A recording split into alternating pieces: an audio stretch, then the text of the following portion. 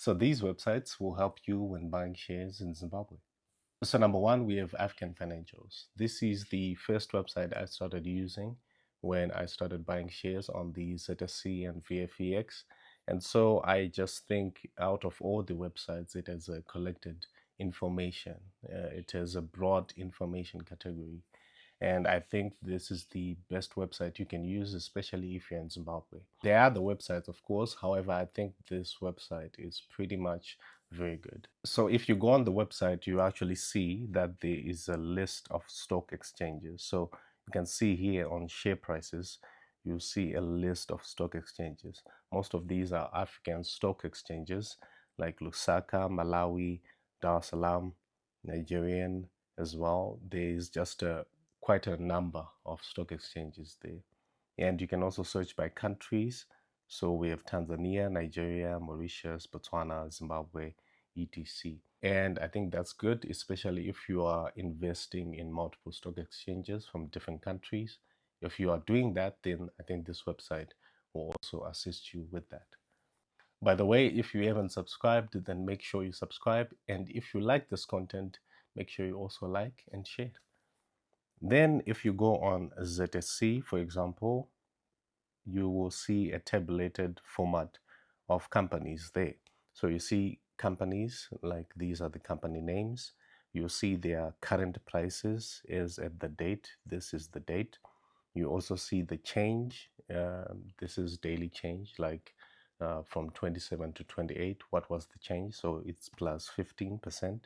So it means this price changed plus 15. Then you also see the value and the volume that was traded. You also see year to date in terms of percentage. So this is daily, this is year to date in terms of percentage, the movement is per that year, and the sector as well of that company. So I think this is pretty good because you just see a tabulated format of all companies, see which companies are performing, which companies are not performing, and what volumes they are selling as well. Then if you click on a company like this, so I'll click on BAT Zimbabwe, for example, because it's at the top. It will also show you the price here. One thing you have to note, this price is in cents. So this is not 11,100 ZiG. This is 11,100 cents. So if you want to divide it, for example, you would have to then kind of divide it by 100 as well. So it will go at 111 like that. So that's just something you have to note. Then this will show you the change, as we said, and the volume, the year to date, the week range as well, liquidity of that company, and the market cap of that company as well. Then I think this is the most important part because a graph will simply show you in a more visual sense the changes that happened for that company. I think tables are okay if you like tables, if you like tabulated formats for a single company. So for a single company, let's say you want a table format of the prices to say yesterday it was this price, the day before yesterday it was this price. But I think a graph is more visual because you kind of see the highs and lows from a graph, right? So you see that during this period there was a high, then there was a low, then it kind of stabilized, high again, low, and those kinds of things. So you can do your researches based off of the dates to say, okay, during the period of 9 May to 15 May, what happened? Or what products did they introduce, or what happened for that price to spike up like that? And then what happened for it to go down, and those kinds of things. So I think a graph is more visual than a table. So most of the websites do have graphs. I think this one, for its graph, it's just more detailed and it gives you that kind of information as well. Then I think one thing that this website excels above every other website is that it has a collected information for a specific company. For example, the company profile, you get it here. The documents and reports for that company, like the interim reports, the annual reports, those kinds of things, you also get them here. Then you also get the news as well. One thing I have to say about the news, though, is that the news is kind of outdated. I think they have to do a better job on the news section, especially. However, I think you can also find news here. If you find news that's up to date for a certain company, they're good for you. But I would generally trust maybe the company's website here rather than this website for the news specifically, because you can see it's last updated at July 22, 2024. So I think the news is quite outdated here. Then dividends as well, you can see the dividend information, the dividends they paid. They do update this section a lot. And I think this section is more important if you really want to buy shares for dividends, like buying shares to hold them, then receive dividend, because there are multiple strategies. You can either buy shares, then hold them and receive dividend, maybe depending on the structure and how they pay their dividends. Then you can also buy shares, then sell them when the price increases. So if you're buying shares for dividends, I think this website will give you that information. And as you can see, they last paid in 2024. I'll generally try as much as possible to research for multiple websites, because this might not be as accurate in terms of like the dates, because they might have paid afterwards. However, maybe it wasn't updated on this table. So without trusting just one source, I would say you have to go around from multiple sources, even the company's website as well, so that you just see exactly up-to-date information on that company's operations. So in general, I definitely think that this website, africanfinancials.com, is a very good website, and it has a number of information and a number of tools that you can use to learn about buying shares and also learn about certain companies as well. So I think you can use this website in your daily operations. So website number 2 is the ZSE website. So one thing I like about the ZSE website is that it's the ZSE website, no pun intended. So of course, ZSE, it will have loads of information concerning companies and concerning the process as well of buying shares. So I think if you really are serious about buying shares on the ZSE or VFEX, this is definitely a tool that you can use. So if you go on this website, you see quite a number of information. So I'll show you the tables here. I like these tables because if you go on ZSE Direct, where you actually can buy shares from there, and also like see certain information concerning that day, you see that there's similar tables like this.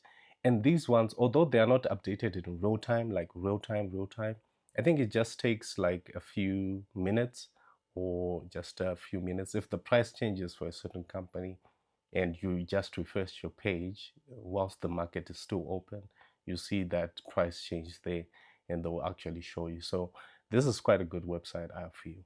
Then it will also show you the top gainers as well. I think these are daily top gainers, if I'm correct, because on ZSE Direct, that's the information they show there on top gainers. Then you also see the top losers as well, to say, okay, the value is here and how much did they lose in terms of percentage, the change. And it will also show you the market cap indices there. Then if you go down, multiple tables as well, you go down and you actually see that. Then one of the things I also like is the market activity. They will show you market activity for the previous day, number of trades, the turnover, the market cap as well, and foreign purchases and foreign sales as well. Then the reason why I like the ZSE website is the information that they give in terms of documents for certain companies. It's almost always up to date. And as you can see here, it will show you announcements on different companies and even documents attached there. And it's always up to date. And I think this is very important if you're buying shares, because you want to be always up to date with the company that you own in terms of shares. It will also show you the trading times, like when they open, when they close. They don't show you days here. However, they will give you a disclaimer here. Time excludes weekends and public holidays because market closes during the weekends and also during holidays. Then, you get other links here, like those ones, then also the addresses, etc. But one of the most important factors on the ZSE website is the education tab. I think that's very, very important because I think it shows that they also want to teach you how to buy shares and teach you what it means to actually buy shares. Because there's a lot of misinformation in terms of buying shares. A lot of people just want to buy shares because they are thinking about profit. They are not thinking about the process in itself. So what that does is it makes you think of buying shares as sort of gambling, to an extent where you say, you know what, I want to buy shares for a certain company, company A, and tomorrow to that owner, I want to see like those shares rise up or the share price rise up, and I'll sell and I'll make a profit and I'll do it again and things like that. People don't necessarily think in a positive sense, like I own shares for a certain company, I want to see them grow. What products do they sell? How can I also be involved within the selling of those products so that this company makes profit and I also benefit from that process? So those are the kinds of things that people should be thinking about. So the ZSE education tab will take you here, the ZSE training, and this is a very, very good kind of section here because it will show you a list of resources, a blog as well. It will also show you courses in terms of ZSE. Then it will also show you some perspectives from different people who are also buying shares or will also buy shares on the ZSE. Then we also have a list of top popular courses here, and you can enroll in those courses, and you can also register on the website. So I think this is a good website to use if you generally want up-to-date information about certain companies and you also want to start investing on the ZSE. Then the third website is obviously VFEX. VFEX is just the same as ZSE in terms of like the information they will give you. Tables, obviously, they're always there. I think the ZSE section kind of has more collected information. The VFEX one has kind of similar information, but it's a bit minimalized as well. You can also see market cap, turnover, foreign buys, trades, etc. Then you can also see these announcements. I think this is very important in terms of giving you up-to-date information. I think African financials, that's where it kind of lacks because it's not always up-to-date in terms of news and information.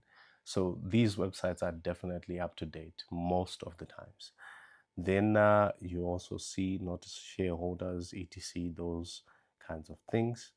Then you also see news here that will give you news data as well, and also other links as well. So it's pretty much the same in terms of information, just the same as the ZSE website. So I think you can use this website if you are planning to buy on the VFEX. So ZSE and VFEX, obviously the difference is that ZSE companies are trading in the local currency, the base currency, then VFEX companies are trading primarily in the foreign currency, which is US dollar. So this video, I was showing you the websites that you can use when you want information about buying shares, and you also want to learn about buying shares on the ZSE and VFEX. If you like this video, then also make sure you like, you share, and you also subscribe.